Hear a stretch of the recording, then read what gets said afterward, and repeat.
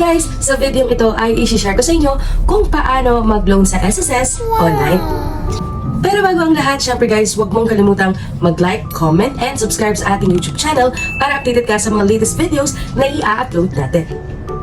Una ay kinakailangan po na meron po kayong My SSS account sa SSS Online. At kung paano gumawa nito, nandyan po sa ating video previews yung ating paggawa ng SSS Online. Pangalawa po, syempre ay kinakailangan na may 36 months na po kayong naghuhulog sa SSS. Pwedeng voluntary po kayo or employed. Basta kinakailangan po ay may 36 months na kayong naghulog o nakapaghulog sa SSS. Pangatlo po ay dapat na wala kayong other loans sa mga restructuring programs or mga coordination programs. Ibig sabihin ay wala po tayong naiwang utang previews or naiwang hindi nabayaran na loans during tayo ay nasa ibang company pa po. Or wala tayong naiwang utang. Kinakailangan po na mabayaran natin yon para magamit natin ang SSS natin. Or makapag-loan tayo muli sa SSS. Pumunta lamang sa website na member.sss.gov.ph. Ito po siya. Makikita niyo po ang member login. Ilagay po ang inyong user at ang inyong password, then click sign in. Tapos ay hanapin po ang loans, then click yung apply for salary loan. Tapos ay may magpa-pop out po dito sa inyong screen na kinakailangan po natin na magbigay ng account number ng ating bangko. Guys, kaya hinihingi po ang ating account number sa bangko dahil yun po ang magiging disbursement account natin sa SSS. Pag tayo ay nag-loan, doon nila yon ipapasok. Ayan po, tapos ay may makikita kayong reminder at i-click ang I certify that I have read and understood the foregoing reminders and account enrollment at i-click ang proceed. Pagkatapos guys ay mapupunta na po kayo sa disbursement account module. Guys, sa enrollment option po ay magagamit nyo lamang sa ngayon ay ang bank. I-click nyo po ang bank at may lalabas po na note na nagsasabing the bank name should be the same as your SSS registered name. At kailangan nyo i-provide ang inyong account number at hindi po card number. Hindi po pwedeng hiramin o humiram sa iba, kinakailangan ay sa inyo po ang gagamitin ninyong account number. Guys, kinakailangan na ang inyong bank account number ay kapareho ng inyong pangalan mismo na nakalagay sa inyong SSS account. Kailangan po ay parehong-pareho. Hindi po tayo qualified or hindi po tayo pwede na manghiram upang gamitin ito as disbursement account natin. Kailangan meron po tayong sarili. Sa enrollment option ay kailangan pong ilagay nyo ang inyong bank account name. Halimbawa ay ang Metropolitan Bank of the Philippines, BPI, Union Bank, nasa sa inyo po yun. Tapos ay ilagay ang inyong account number. At ulitin ang pag-type ng inyong account number dito sa kabila. Pagkatapos nyo pong sagutan itong mga ito, ay kinakailangan po natin mag-attach ng mga supporting documents or mga IDs para mag-proceed sa ating SSS loan. Ang una pong kailangan natin i-attach ay ang proof of account. Pili lang po kayo kung anong proof ang meron kayo. Mas mainam kung ang inyong ATM card ay may account number na mismo sa harapan ng inyong pangalan at sa ibaba ng inyong card number.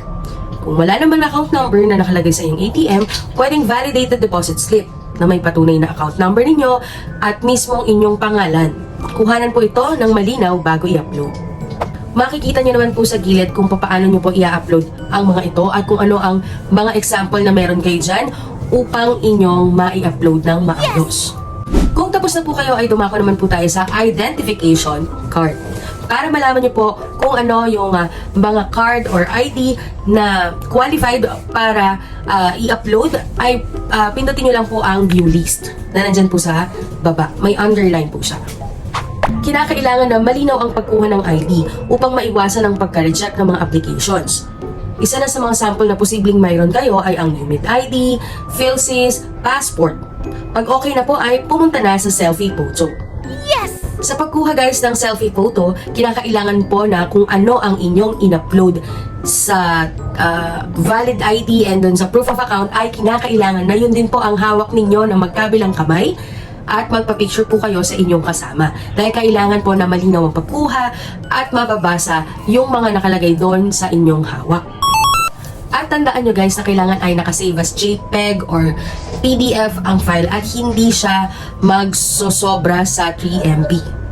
Kasi pagka sobra po yung file nyo sa 3 MB ay hindi po siya i-accept or hindi po siya ma-upload. Pagtapos na ay i-click ang I certify, then click enroll at magpa-pop out ang do you want to continue, then click OK. Pagkatapos po ay makikita po ninyo ang enrollment information na you have successfully enrolled your bank account details at i-view ang disbursement account. At makikita nyo po yung bank account na ni-registered nyo dyan. May matatanggap po kayong email kung na-approve po ang inyong loan. 3 to 5 days guys, kapag okay na, ay mag-i-email uli sila sa inyo at pumunta lamang kayo sa SSS Online muli. Tapos punta lang po kayo sa loans at sa salary loan ay makikita nyo po yung information nyo na nandoon ang inyong mailing, mobile address, email address at kung magkano ang pwede nyong ma-loan. Wala po kayong gagalawin doon guys, ay nandun na din po nakalagay yung inyong account number. Sa mga employed guys, syempre kailangan na ipaalam nyo sa inyong employer ang loan ninyo sa SSS dahil kailangan po nila tong i-approve at i-certify kaagad.